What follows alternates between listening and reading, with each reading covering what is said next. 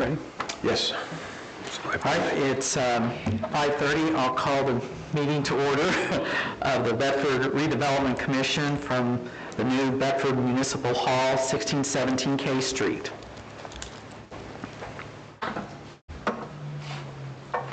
First item is business is the reading and approval of the minutes of the May 19th regular meeting.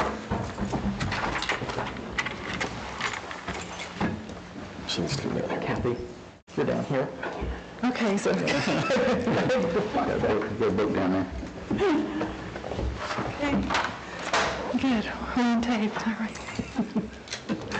I would entertain a motion on the minutes. I'll make a motion for the approval of the minutes from the May 19th regular meeting. I will second that motion. Have a motion and a second. Any other questions or comments? All those in favor say aye. Aye. Any opposed? Passes. New business. Request purchase of police vehicle for Police Department, John Jones Auto Group, 2026 Dodge Durango, $41,434.50. Chief Terry Moore and Mayor Sam.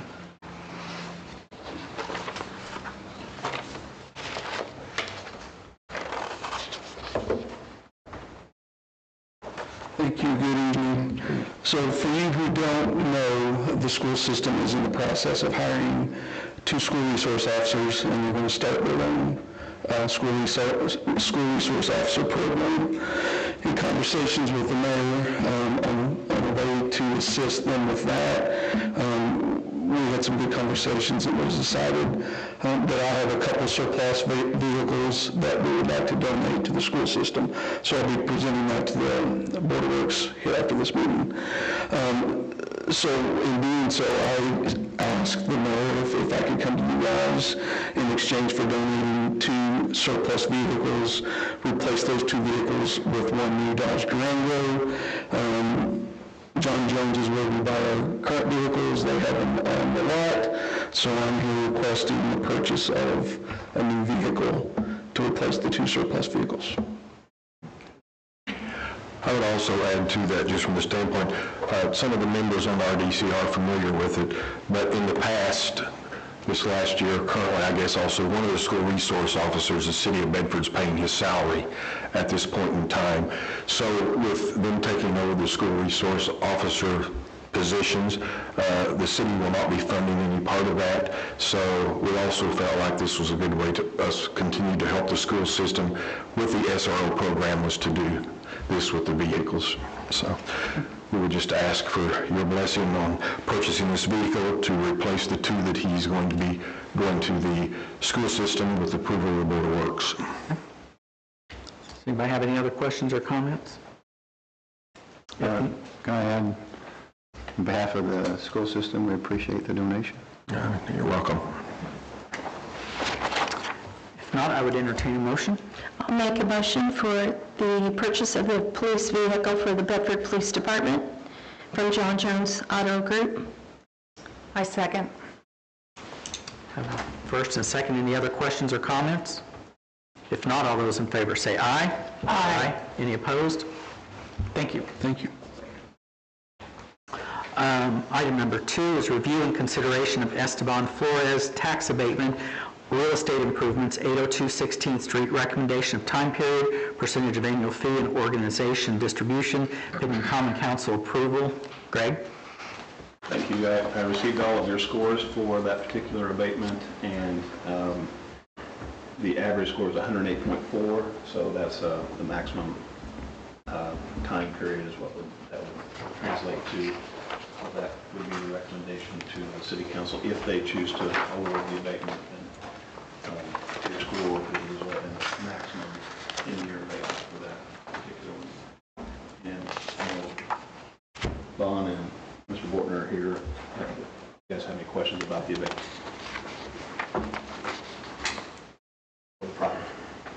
Would you like to just give us a brief explanation of what you're planning on doing? We sure could. The way this It's beautiful, first time I've seen it. Still smells to me like a new car. Bon Flores has purchased the property at 862 16th Street. The property is in one of the city's 3 economic recovery zones. Many of you may remember the property as Vance floor covering. Those of us that have hair this color remember it as the IGA grocery. Anyway, it's no secret that Bon and his wife have made significant investments in the downtown area.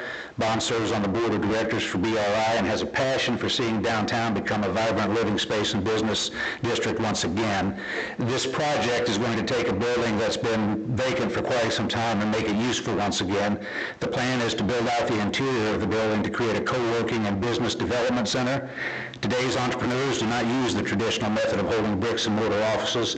They rent space on an as-needed basis, and that's what this project is about, giving people a place to be creative so they can plan for the future of our community. So we're asking for your support for the request, and Bon is here tonight to answer any questions in detail about the project that you might have. Thank you. Does anybody have any questions? No. Okay, based on the scores that Greg gave us, I would entertain a motion of a recommendation to go to the City Council. I will make that motion for the 10-year abatement to go to this City Council. I second. Okay. The first and second for a 10-year abatement. Do we need to do anything else as far as the distribution of the fees or anything? No, the council will do that. Okay, thank you.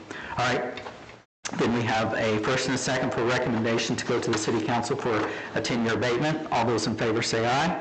Aye. Any opposed? Thank you. Item number 3, review and consideration of Chili Red Investments tax abatement for real estate improvements, 2535 39th Street. Recommendation of time period, percentage of annual fee, and organization distribution pending Common Council approval. Craig. Thank you. You also scored the residential abatement. This one's a little different because it's residential. It has to meet certain requirements for a residential abatement, one of which is that it be in a residentially distressed area. That's something the council will actually weigh those factors and consider. So if the council approves the abatement, your average score from the Redevelopment Commission members is 96.6, and that what I did was translate that to a 5-year abatement. That's the maximum we can do for a residential abatement, and that resulted in a 5-year abatement. So dividing that into 2 to 45 is over 45, and the maximum for a 5-year abatement is 51. So, and the range is 41 to 51, so it fell in that range. So, Okay. So I believe you're going to, based on your score, you're recommending a 5-year abatement. Thank you. You want to explain this project to us too? If I can get too far away. Chili Red Investments is owned by Brian and J.J. Morris. They plan to build 44 single-bedroom townhouses on the property they own on 39th Street. The property is located in one of the city's 3 economic recovery zones. If the abatement is approved, the plan to build construction will begin in 2026 and hope to be completed by the end of 2027. It's obviously no secret that Lawrence County has a significant shortage in housing.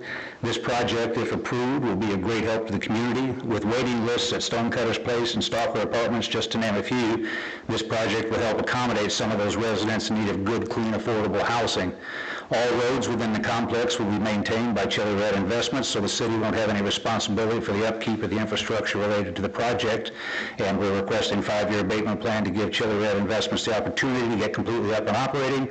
Once completed, the city will have tax revenues significantly higher than what they had with an open field there. So any questions that you might have on the project, JJ and Brian are here tonight and can help answer those. These will be rental units. Yes. I had one question, Dan. I think it's just a clarification on the form. On line 3, it says estimated employees and salaries as a result of the project. It's got current 75, and then it says number retained 10. And tell me if I'm wrong, but the way I think that is, 75 is what it's going to take during the construction phase. And then once the construction thing is done, it'll be 10 people on a permanent basis. Is that correct?